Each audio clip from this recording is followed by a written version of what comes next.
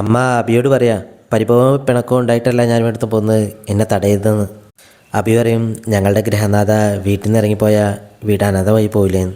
ഞാനൊരു കാര്യം ചോദിക്കട്ടെ, അമ്മ ഇപ്പോഴും എന്നെ ഒരു അന്യനായിട്ടാണ് കാണുന്നത്? ഇതൊക്കെ കേൾക്കുമ്പോൾ അമ്മയ്ക്ക് വിഷമാവും. അബി പറയും അമ്മ ഇവിടുന്ന് പോരുത്, അമ്മ ഇവിടുന്ന് പോകുന്നത് എനിക്ക് താങ്ങാൻ പറ്റില്ല.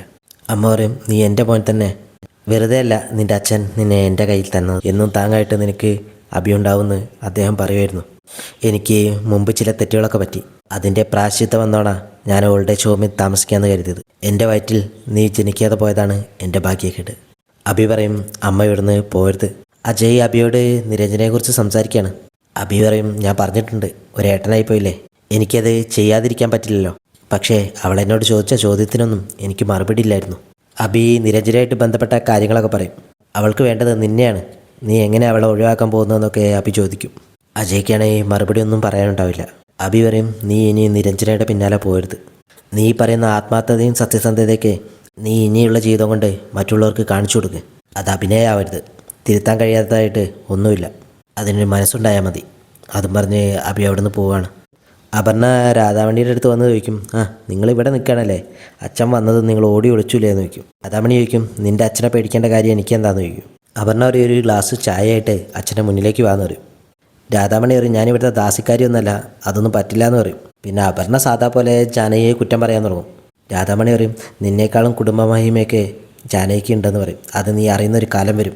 ജാനകി ചായ ആറ്റിക്കൊണ്ടിരിക്കുമ്പോൾ അങ്ങോട്ട് പോവാണ് രാധാമണി. ജാനകി പറയും അമ്മയോട് ഞാൻ പറഞ്ഞില്ലേ കുറച്ച് റെസ്റ്റ് എടുക്കാൻ. രാധാമണിക്കും മോളിപ്പോൾ എന്തിനാ ചായ ഉണ്ടാക്കി നോക്കും. ജാനകി അറിയും അമ്മയ്ക്ക് തലവേദനയായിട്ട് അമ്മയ്ക്ക് തരാനാണെന്ന് പറയും. രാധാമണി പറയും ഞാൻ കരുതി ഗസ്റ്റിന് കൊടുക്കാനാണെന്ന്. ജാനകിക്കും ആരെ ഗസ്റ്റ്, ഞാൻ അറിഞ്ഞില്ല. രാധാമണി പറയും ചെറിയ ആളൊന്നുമല്ല, വലിയ ആളാ, മോളാ ചായ ഇങ്ങത്താ, ഞാൻ കൊണ്ട് കൊടുക്കാമെന്ന് പറയും. നിൻ്റെ അനിയത്തിയുടെ ആഗ്രഹം ഞാൻ സാധിച്ചു കൊടുത്തില്ലെന്ന് വേണ്ട. രാധാമണി ചായ ആയിട്ട് ചെല്ലുമ്പോൾ തന്നെ തമ്പി ആകെ കൂടെ ടെൻഷനായിട്ടായിരിക്കുന്നത്. തമ്പി ചായ വാങ്ങാൻ നോക്കും, പക്ഷേ രാധാമണി കൈ കൊടുക്കാതെ ടേബിളിൽ വെക്കും. പറയും അച്ഛാ ഇതാണ് രാധാമണി വാരസ്യാർ.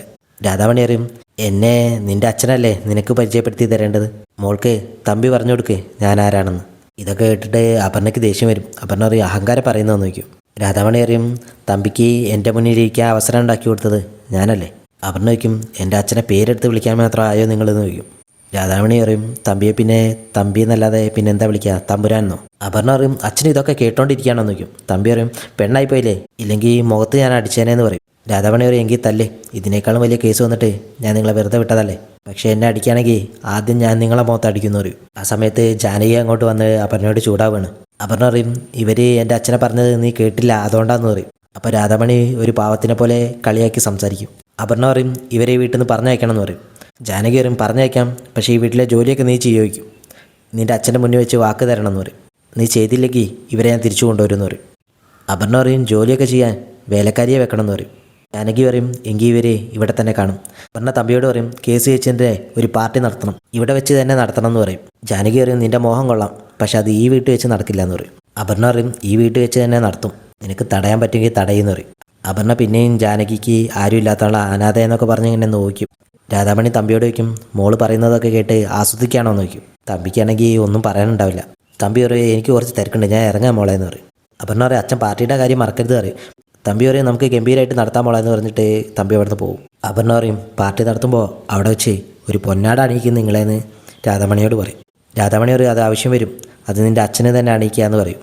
അപർണ ടേബിളിൻ്റെ അടുത്ത് വന്ന് വെള്ളം കുടിക്കുമ്പോൾ അബിയുടെ അമ്മ പറയും നന്നായിട്ട് വെള്ളം കുടിച്ചോ, കുറേ പ്രസംഗം നടത്തിയതല്ലേ എന്ന് ചോദിക്കും. അപർണ പറയും എൻ്റെ പ്രസംഗമൊക്കെ കേൾക്കാതിരിക്കുന്നുള്ളൂ എന്ന് പറയും.